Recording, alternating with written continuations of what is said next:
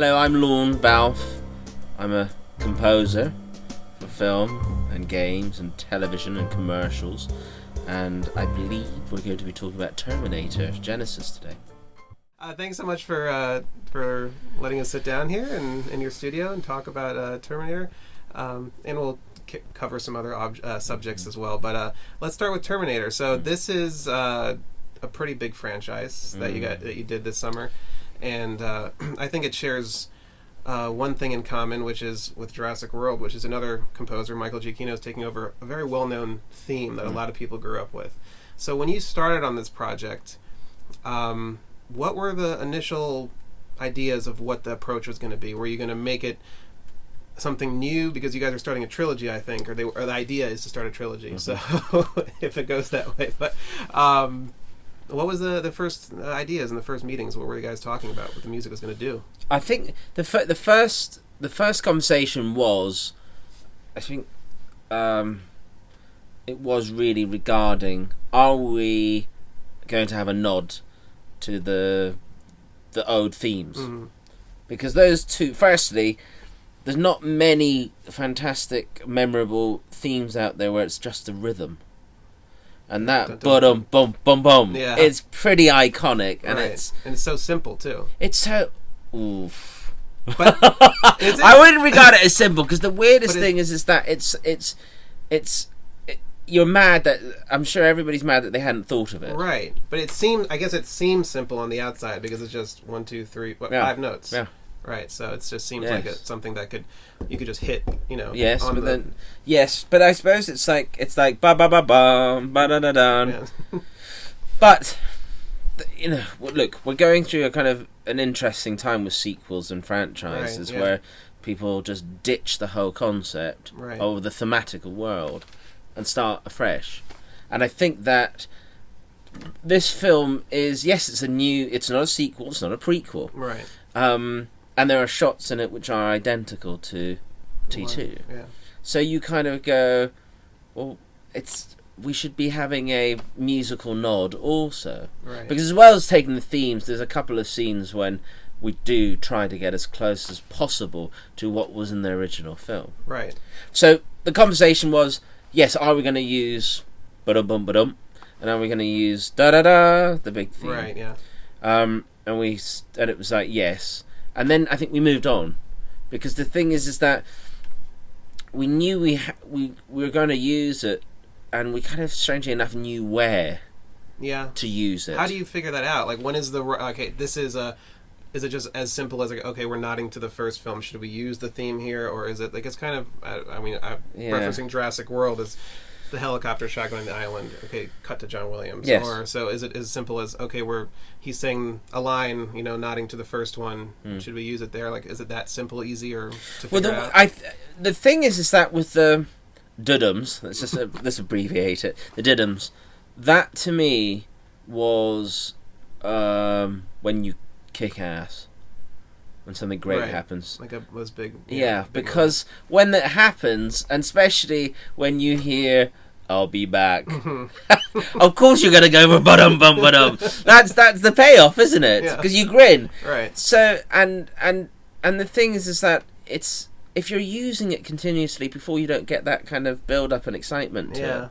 So the main theme, we start off with it at the beginning of the film. Right. And again, I just do a hint to it, just the ba-da-da, I'm trying not to give too much, because I think that the whole point of that theme, to me at least, was to turn it into the spirit of Terminator, the legacy, the legend, mythology. Yes, and not necessarily make it a person, because also the Guardian now, that relationship with Sarah Connor, we knew that had to get developed, and that was going to be their own theme.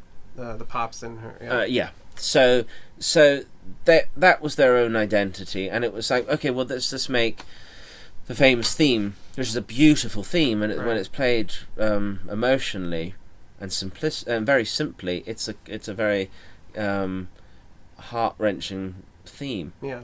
So it wasn't set rule. It's just, but we kind of knew rough places where we thought it would work. Right.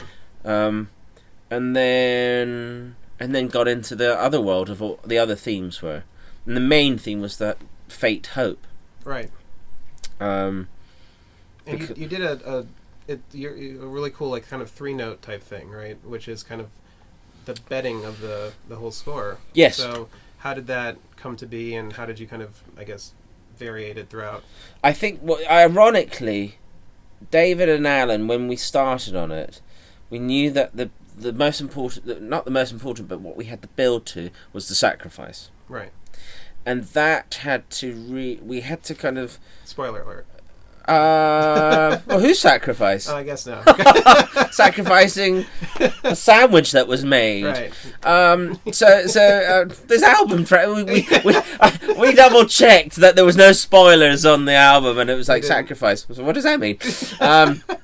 And that the sacrifice was the themes that we were using for that scene. We knew that we had to build to. Right. And the weirdest thing is that I don't know why I kind of always thought everything seemed to be in through the 3 to me was a number that I got connected to with this film, and the fact that the original theme was a 3-note hook, right. And hope and fate, and the fact that Kyle and Sarah and Arnold's character, there was always a kind of a triangle thing going on. Yeah. But, when starting off on it, I think I wrote that theme quite a few times, and David and Alan were they didn't know what they were wanting, and it wasn't like we were able to find a reference piece and say, this is the emotion. Right. It was something that well, that's the tricky thing about music, is that it either hits you or it doesn't. Right. And after quite a few failures, which is going to be the general journey that we're going to discuss with any theme that I seem to do, is all of a sudden it just hits. Yeah. It's like a song, a pop song. I think some people do very well where they can, when you hear stories about Elton John writing a song in 4.5 minutes, it's pretty amazing. Right. And sometimes, because the other thing is that I got introduced into this world, and I was a new boy at school, really, because everybody else had been on it for about 2-3 years. Mm-hmm. So I kind of get invited in, and it's a bit cheeky for me to say this is the John Connor theme. It's you have to get into it, right? And that's not an easy thing. And also because you're dealing with a huge franchise, so it is protected and treasured by the studio, by the filmmakers and everything. I think it's the pressure to me, I think, is the fans. True. Because I didn't necessarily feel a pressure from the studio. Mm-hmm. I never thought of that. Okay. I thought about, and I think again it's mainly because of, I still think that my interesting experience was coming into maybe the middle of Assassin's Creed, the video game, right? And that appearing with brand new themes and getting hate mail saying, "What have you done to Jesper?" Yeah, what have you done to his music? It's like, oh God, I'm sorry. And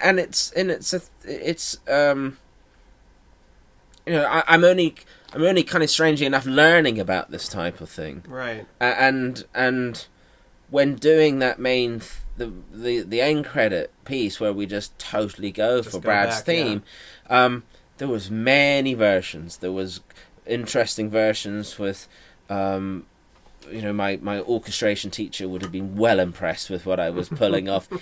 But it wasn't really the film, because I think what you wanted, or what I felt personally, if I was a fan of Terminator, I just want to hear what there was, but brought into this time period. Right. You don't need interesting string lines and woodwind patterns appearing.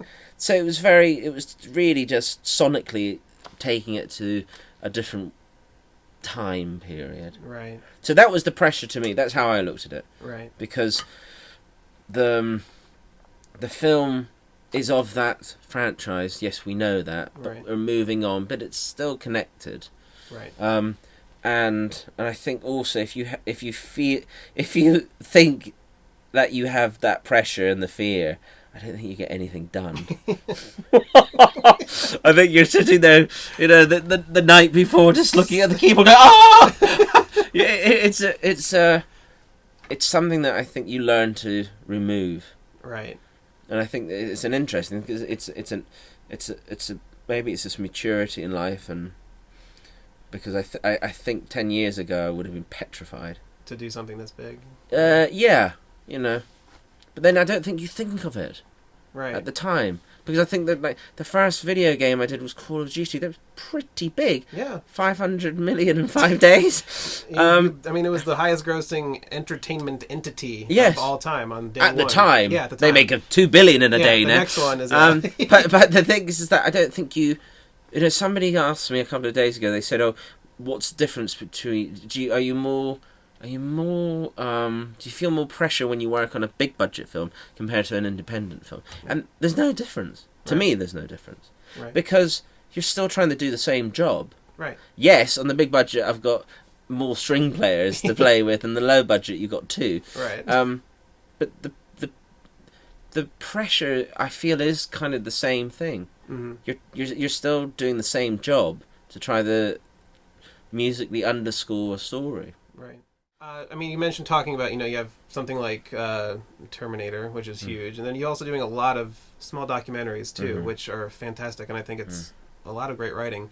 And I think it just balances the idea of $200 million sequel blockbuster, and then you have these filmmakers who are just like squeezing every last dollar they have into something. Squeezing every last note. Every last note out of you, out of everyone on the production. I mean, do you find a difference in terms of, I guess, creativity or I mean, I don't want to say quality, because that's, no, everyone is trying to make the best work possible. Of course. But do you see that, I don't know, I guess the idea of the sequels and everything that's going on in the film industry, in the studio, at least in the studio business right now, do you think it's detracting away from what film should be, and it's reflecting on, I guess, the human condition, human journeys, because we're just seeing blowing up and so what? And comic books and all that, which is fun, but do you find more rewarding stuff when you're working on like documentaries or something smaller like that? No. Again, something new I've started learning is that somebody watching a daytime soap opera, The Young and the Restless or something, I don't know if that exists, but maybe. No, yeah, that's one. The Young and the Restless, somebody watching that gets the same enjoyment out of that as watching the King's Speech. Right. That's what we do. Right. And I think that when you kind of start, for me to kind of feel that it's any different, I don't understand it. If you want to watch something and there's explosions, it's escapism. Right. This is what film is about. This is what gaming is about. And I don't think I just don't understand it, because I think that I do documentaries because I love documentaries. I feel it's the one time, especially now, where you get to learn something. Sure, with television, it's very difficult because you've got commercial breaks, you've got the fact that a commercial break's about to happen, so you've got to build to it, and it's, when you watch the History Channel, it's like, was Hitler involved with UFOs? To the commercial break, it's always, you get the answer at the end, no. And I think that I was very fortunate when I did Salinger. I'd never heard of J.D. Salinger, but all I knew was Catch in the Rye had affected so many people. Right, yeah. Everybody has their memory about reading it. A lot of people do. I read it in high school. It was required reading. Yeah. And this, to me, that wasn't part of our reading material in Britain. But I thought, gosh, I watched this documentary. Nobody had told me what I was about to watch. Right. I simply went to Shane's house to watch it, the director, and I was watching. I thought, wow, what an amazing life. Yeah. And I got something from it. And it's the same as gaming. I don't play games. Have you started playing games? Did you score games? Oh, I did. I had a little go last year, a year and a half ago, and I lost about 48 hours. But I sat down, and it came out. It's like, oh, I'm not going, I'm not leaving. I just haven't got that temperament. I'm just not able to. I can't cut off. And it's the same way when I sit in here and I start writing. I look, and it's now 5 a.m. Wow. And then I weigh it up. Oh, God. It will take me 20 minutes to get home. I'll just continue. Just stay the night. Yeah. But no, I think it is about... Terminator was an interesting... Because the thing is, yes, there's a lot of explosions and there's action, but there is a lot of emotion in it. There is, and I was actually really surprised at the relationship they built with Arnold Schwarzenegger's Terminator and Sarah Connor, which is, I guess, kind of calls back to John Connor as a kid in that one, which everyone loved that relationship there, yes. and you guys built it, and the music played very well towards the end, and really kind of built on that. And I wasn't expecting that, which was really nice. Yes, what was interesting was there was a couple of scenes where there was no music, and just by accident the scene was running in Pro Tools, and the Fate Hope theme I had it in the sequencers, and it was playing, and we kind of just went, it was just interesting. Everybody went silent because we especially on this one, we really did nearly every night meet up, and they would have to sit in here and listen to my chat. But Roger, the editor, and Anna and David, and I just go through cues, because it's very hard. You sit in a dark room and write, and then people appear like in a week, and you play them all as cues and say, I don't like that. So to get feedback every single day is quite unique. Is it nerve-wracking when you're playing something for the director or the producer for the first time? Are you saying, I hope they like this? Are you doubting yourself? Oh, I know they're not going to like this. I should have done something at the last second. I shouldn't have done this. Or, I mean, what is it? Is it like getting on stage, or is it just like more... It's totally different. Different? Because there's a reason I didn't want to get into doing performance or stage, because I can't think of anything worse than standing up in front of so many people and saying, here I am, listen to my music. Right. I can't. I think it's a horrible thought. But with the music, with writing music, strangely enough, you kind of get it. I personally get in a cocoon in this room, so I feel it's my safe ground. So when people when playing it, I suppose I don't get scared, because the thing is that I feel I've done my best. Right. And it's not like I'm on purpose trying to write a rubbish piece of music for you. Yeah. I'm trying to do something, and it may work, or what it might do is raise a conversation and start getting other ideas going. Because you play it, and you're sitting here, and you press play on your sequencer, and they're all sitting behind you. Mm-hmm. And you're and do they fade out when you do that? Like when you hit that play button, is it like you're just sitting there alone, or is it you know that you're being watched over your shoulder? Well, you can feel when there's 6 people staring at the back of your head, and it is. I don't know. I don't get scared. I worry. Yeah. I worry that what I've done is not what's in their head. And then I think after the first communication happens, then you move on. Because I think writing, like trying to write a theme is very difficult. Mm-hmm. Writing the cues, you get into a flow and you start doing it, and you kind of it's really working as a team. But no, I don't. I just worry. I don't get scared, because it's out of my control. Right. I'm just simply trying to kind of do something that I feel's right. Right. I think then when you're finished, you get scared.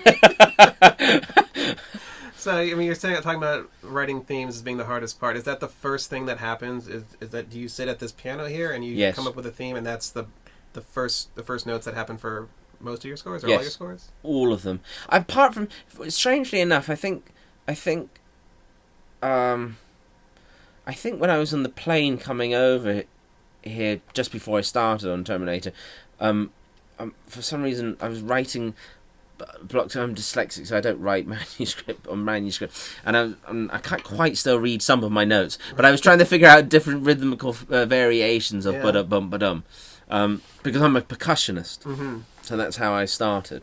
So I always think in rhythms, and I always look at things as patterns. Let me show you something. If I can load up something, then this will make sense. So you're talking about creating, you're a percussionist, so rhythms is in your blood, and that's what you look for a score first, is to find the rhythm? Or well, what I look for in the score first is there's a deeper conversation. Right, it's about what's the film about? I don't just sit there and go, I know I'm going to do a snare drum solo for the film. But I think it's when it comes down to, when you start writing things like the template, the instruments you're going to use, right?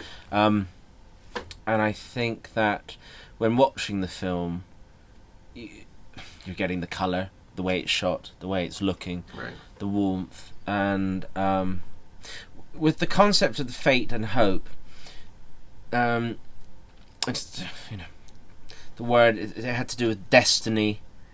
I think David Ellison, the producer, had used the word, it's like a march, because the thing is that fate and hope and destiny, it's no matter what no matter if we think we're going to change the situation, it's not. Right. It's going to happen.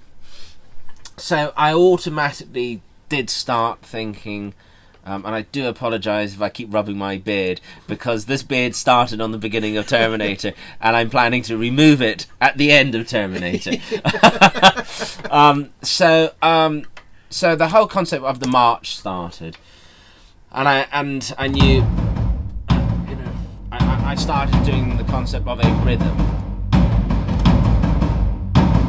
So I program that, I write that, and then I know that's basically my background. And did Fidel's theme have any influence on that whatsoever? Because it is a rhythmic type theme as well. No, not at all. No, the thing is that to me it's a different. It's put in a box and it's kept there. Okay. Because, especially in the action scenes, there are lots of other rhythmical hooks. But the problem is that I knew that if I was to create another hook, right, it's going to get confusing. It's like when Hans and I worked on the Bible and AD. If we were to give every single character their own theme, my goodness, we would be lost. There are so many characters coming in and out, so it's very difficult. No, to me, it's just about trying to create something that you feel that you're in a march. It's destiny. No matter what, this parade is just going on and on. So. It also has momentum too, like yes, forward momentum. I mean, it has March and Destiny, but at least for seeing progression of the story and the narrative, I think that's also. I mean, some scores I listen to, and it just feels like you're standing still, and that's always kind of infuriating, at least from the listener's standpoint. But but it's so difficult though, because it's like, I find it's interesting you say that, because it's a very difficult way to look at it, because the thing is that. You're not necessarily in control of it, because all you need is it to be edited. True. And a change You're happens. Based on the edit. Yeah. So if the editing is not where it needs to be, then you're stuck with whatever that is. Yeah. Because the thing is that I think also with some of the action scenes with Arnold, I tried to do the action slow, the music slow.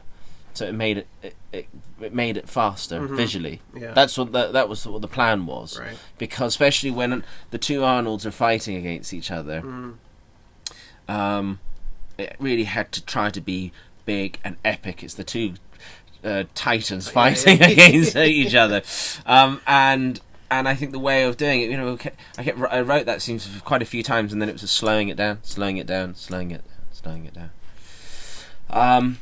So with this, I started off with the drums, and then I knew that it didn't necessarily have to be a kind of a theme in one respect. Right. It was more of like an emotion, and I just kept trying to think of the concept of and it sounds horrible, but a pop song. Mm-hmm. But only the fact that it's just a simple cycle. Right. And it lets you build and build and build and build and build. Right. So that's where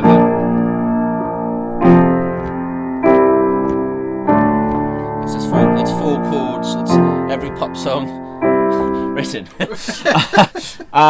So I the reason I wanted that was because I just thought it's just continuously going, and those drums happen, and then so I knew that chord progression, and then I started thinking, and again, I just love a clean sequencer. I knew that I had the idea of an ostinato, but again that motor that keep you going. Right. So then that's where that idea of the drums came from. To start, and then the chord progressions now start.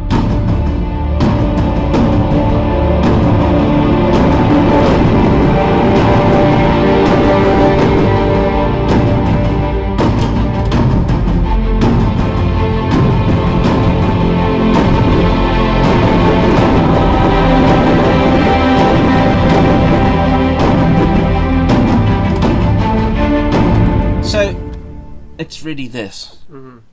And then and visually it is what, to me, I hear what I see, right? And it's the fact it constantly building. So I can. You want me to play more, or do you want me to? Oh, sure. I mean, any other the three-note stuff. I mean, that kind of became the base of the score. Yes. So.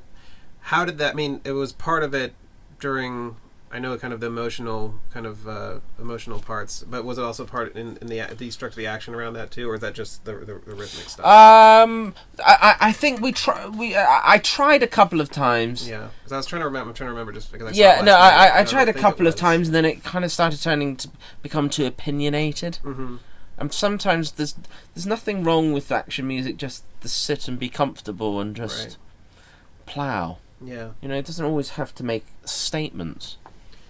And how do you, this is not the first action movie, this is not the first Terminator movie, how do you make it feel, and we've seen the Golden Gate Bridge many times in action films, we've seen it destroyed, we've seen battles on it, how do you make the sound different? Is it all just depending on what you're given and the canvas you're given, or do you try to find something like, okay, this, how do you make an action scene different than the last action scene that you've done before? Whether it's rhythmically or emotionally, gosh, how do you make it? Do you have a plat kind of, I don't want to say formula, but do you have a set thing to go to, or is it you just look at it and try to find whatever the scene is giving you, or the sequence, the action sequence? Well, to me, look, the thing is that we've got kind of our chops in our hands, and we know our ostinatos, and we know our drum rhythms and all that. But it's the way it's cut, to me, is the thing that makes you have a different point of view.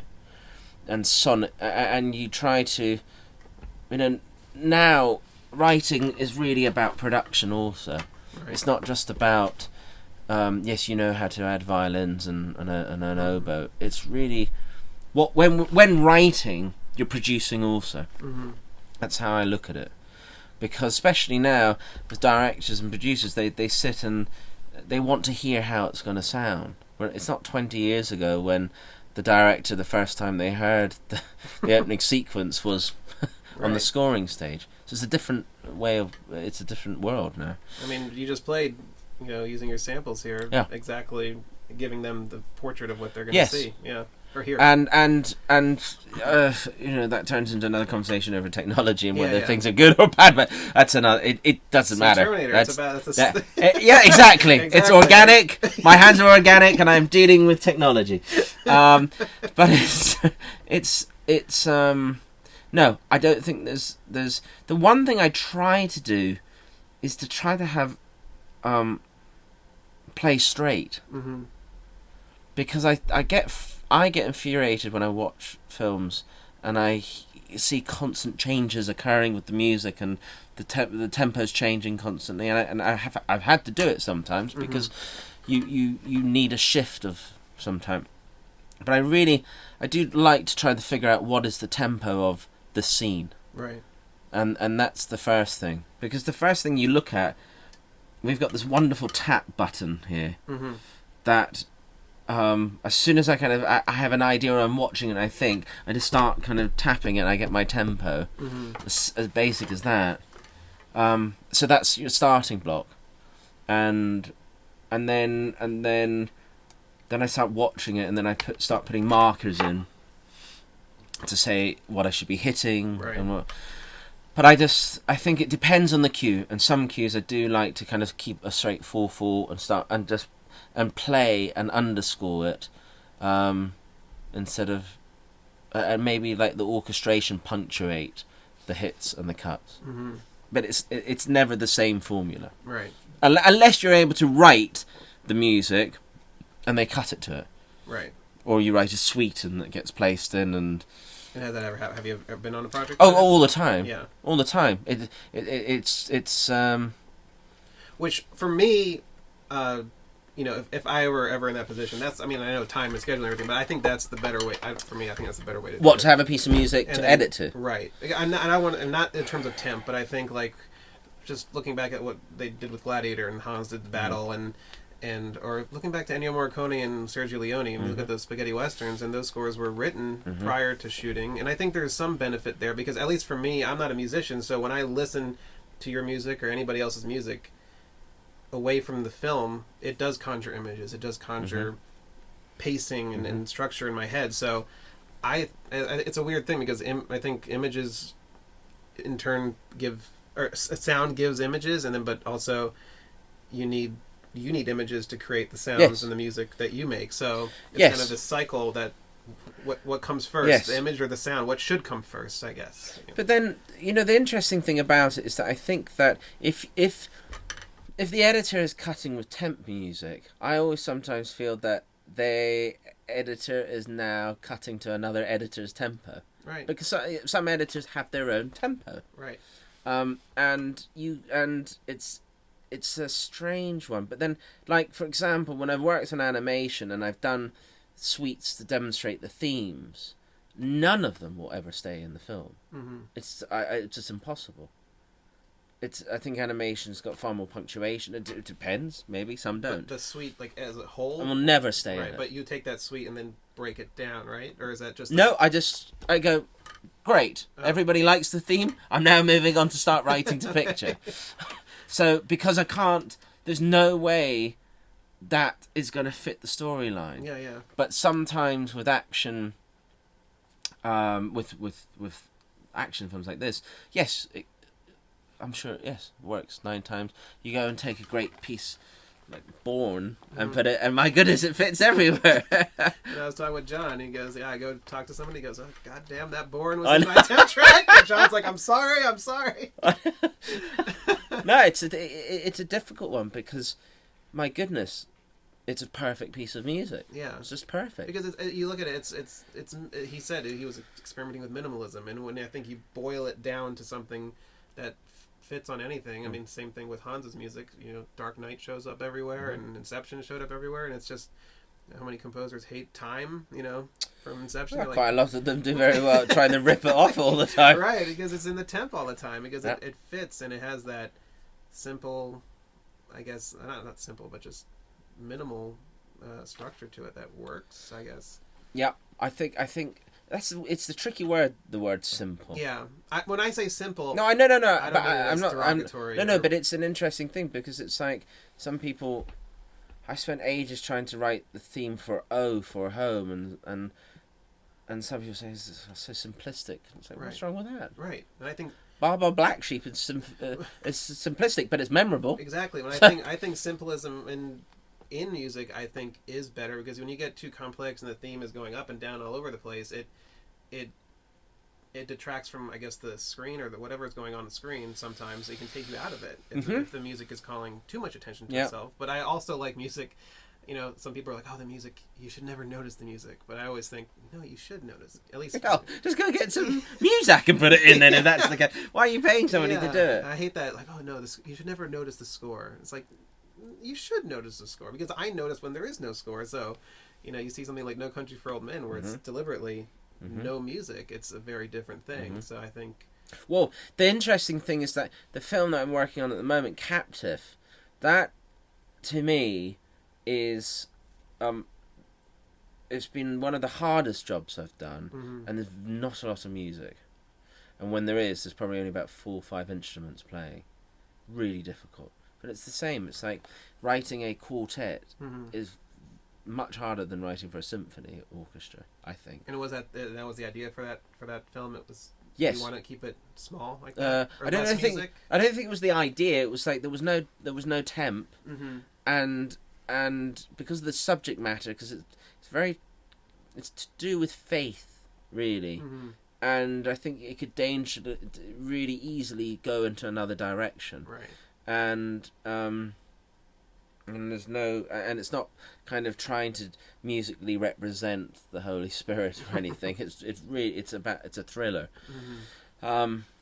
So it's a hard one. But then also, you know, sometimes I go down the route. I'm not particularly a good pianist, but I try to write something that I think is playable. And again, then I rely on looking at it, and I see the structure, and it's like a joke. I prefer a straightforward joke than a long-winded one. Yeah, like a knock-knock joke versus a 3-paragraph. Yes. Joke. Yeah. Yes. To get to the point. Yeah. Or get the payoff quicker, I guess. Yes, and again, it's kind of down to the songwriting structure, and ironically, with this theme, it kind of is the hook. I suppose the hook, but the main theme is that horn line. Bo-da-da, bo-da-da, da-dee. It's just constantly rising. Right, and you can see it. Yeah, and it's an emotion that you get from it. But you get that. I mean, it is that swell. It's kind of this. It swells bigger and bigger, and you start from. And I love those builds, and I think you did a fantastic job in Terminator with that, because you get the momentum pushing towards that, and when it climaxes, you get this, I think, a rush of emotion from the music when that happens. So you're working towards that payoff. Yeah, and it's hard, because the thing is that it's you got to kind of have the balls to kind of hold on to that idea and let it go. Yeah. Because you look at it and you go, oh no, I should change it. I should not just keep. Or something, throw in another chord and say, no, just own it. Yeah. And let it keep going. But everything's different, you know. Yeah, every project's different. But just also, I mean, looking at, you do a lot of video games too, which are fantastic, and that's different, because you were talking about, you write a suite for animation and it's never used in the film, but video games, I feel like it's pretty much suites, right? And then you try to find whether you're scoring cutscenes versus gameplay, and I mean, you're not scoring to picture, you're scoring. Yes. Oh, you are. Yes, of course. Because a lot of composers I talk to, they say they're lazy. Well, I think it's maybe you work with better developers. Like, I talked to Cliff Martinez, and I showed him. I've talked to him about Far Cry. He did Far Cry 4, and he's like, "Oh, let me know how it is." And he's like, "I've never seen it in the game," because he would just be on the phone and be like, "Oh, we need between a 1 to 10 on tension. We need like a 5," and he'd be like, "Okay, here you go." And he's like, "No, that's a 4." And he's like, "Oh, sorry," and they're just trying to get an emotion, or I don't know, a feeling or something. But you were writing to gameplay or to both. The reason I got into video games, I'd done Call of Duty, right, and that was with Hans, right, and then my first solo one was Assassin's Creed. But the only reason I got it was because I'd been asked to do a cinematic trailer for them. Right. So I did it, and they liked it, and then I started doing everything. But no, the cinematics, I always write the cinematics to pictures very easily. But then the gameplay, I always get given what I'm gonna. Obviously, what I'm writing is not going to be in the same thing because he could be standing there rubbing his bottom for about 5 minutes. So it doesn't. It's not that. But I have to see what I'm writing to, because if not, what am I doing this for? Right. And suite wise, I think the only times I've ever done suites was on Beyond Two Souls. Right. And that was purely to make it very clear the food groups. And then again, of course, that game's it's a different type of game. Different game. So the suites didn't really appear in the game, but that was my rules. Right. That's what I knew, that this is what you grab from and you make it work. Right. So yeah, it's different for everything, really. Let's talk about you as a human being. Therapy session. Where do you go to recharge, like recreatively? You don't, which is probably a problem, but I really Would you say you're a workaholic? No, because I just absolutely love this. Yeah. And somebody asked me yesterday, when did you decide to become a composer? Yeah. I never kind of, on Monday, went to my careers advisor and going, I'm going to become a film composer. I didn't know what film music was when I started. I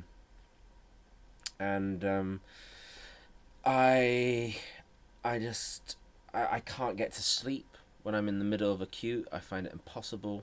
Well, if it's in your head, I know that feeling as terms of just writing a screenplay or anything. Yeah. If it's stuck in there and it's just playing. Well, to me, it's a puzzle, right? And I don't necessarily.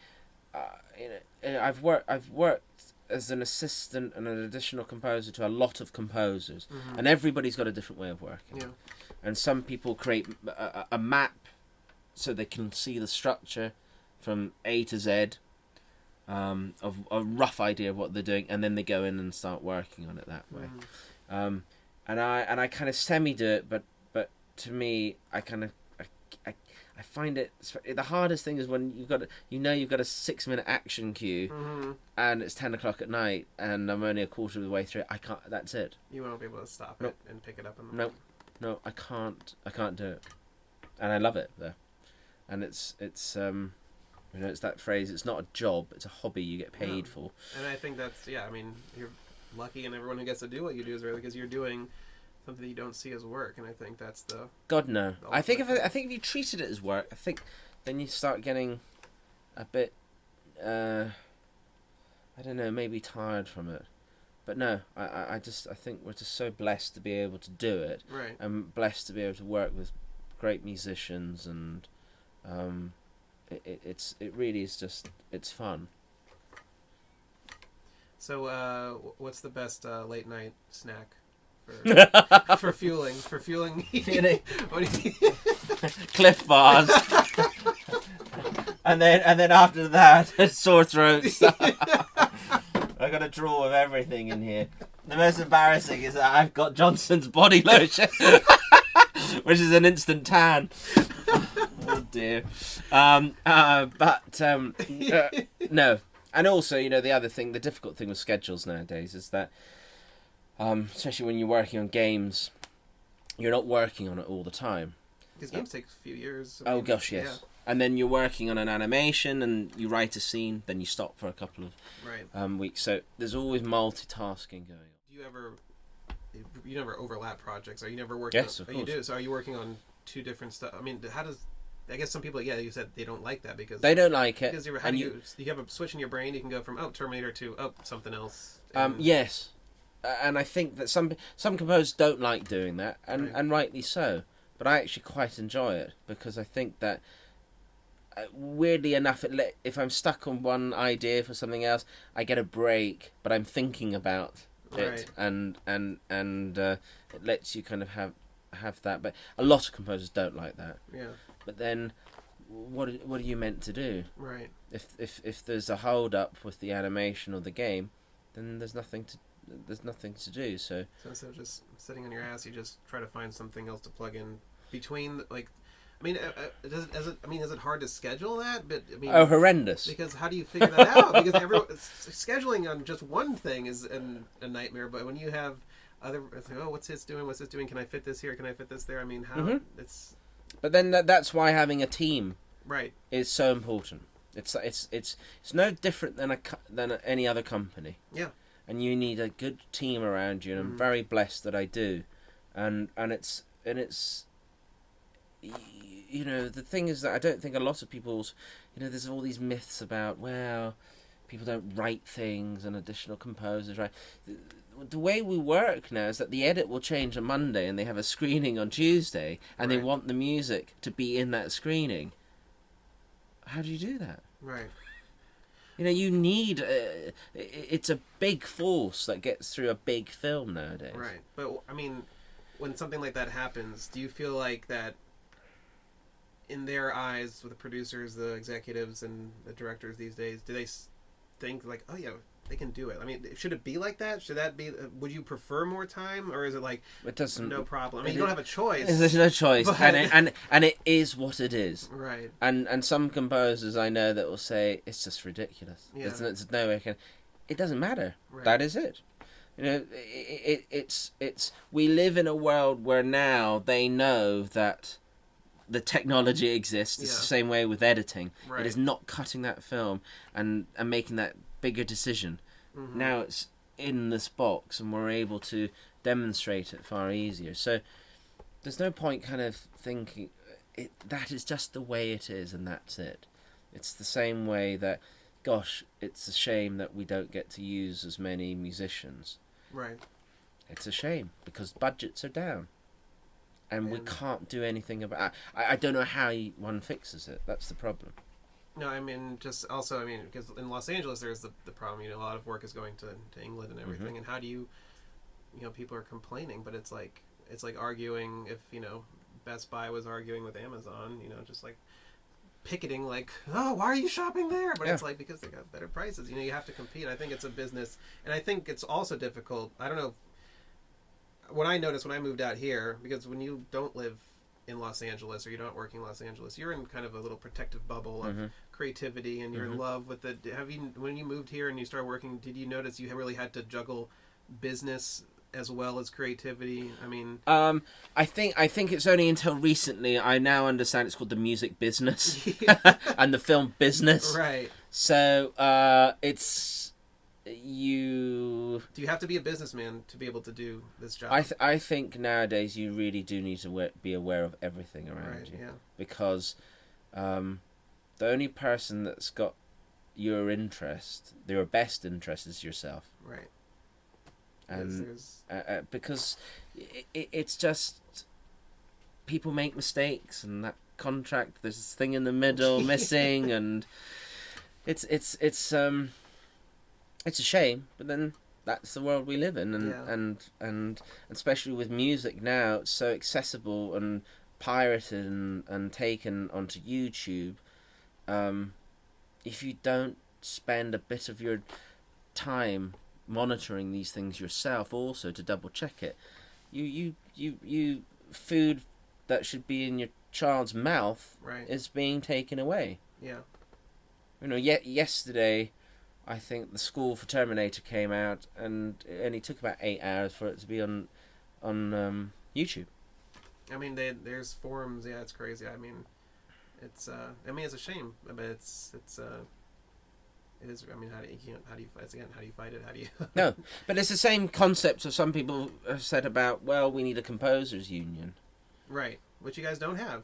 Nope, but I can't. I just don't know how. I think it would be great because healthcare could get put together and benefits like that. But the problem is that the way films are being made now, there's the culture of very low independent film being made. Right. And if a composer gets told what the budget is and he says, no, I'm not going to do that, there will be another budget. Yes, I'll do that. Right. And it's just the way it is. And it's a shame. unless every composer did an oath to never doing something, because it's not like you can put a time with a musician. It's a block of 3 hours. Yeah. In each hour they're allowed to play for 20. Whatever it is. Right. A composer, what am I meant to stop writing in here at you don't work 9 o'clock or no? You're here.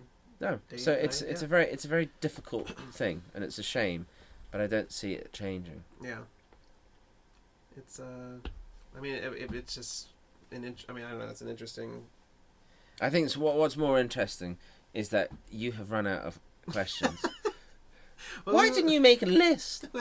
There's so many things we could have discussed. This is organic, Lorne. This is back and forth. I don't want to make a list for you, and I'm not a machine, Lorne. But thank you so much for your time and for inviting me here, and this has been such insightful and so much fun. So thanks so much. Glad you enjoyed it.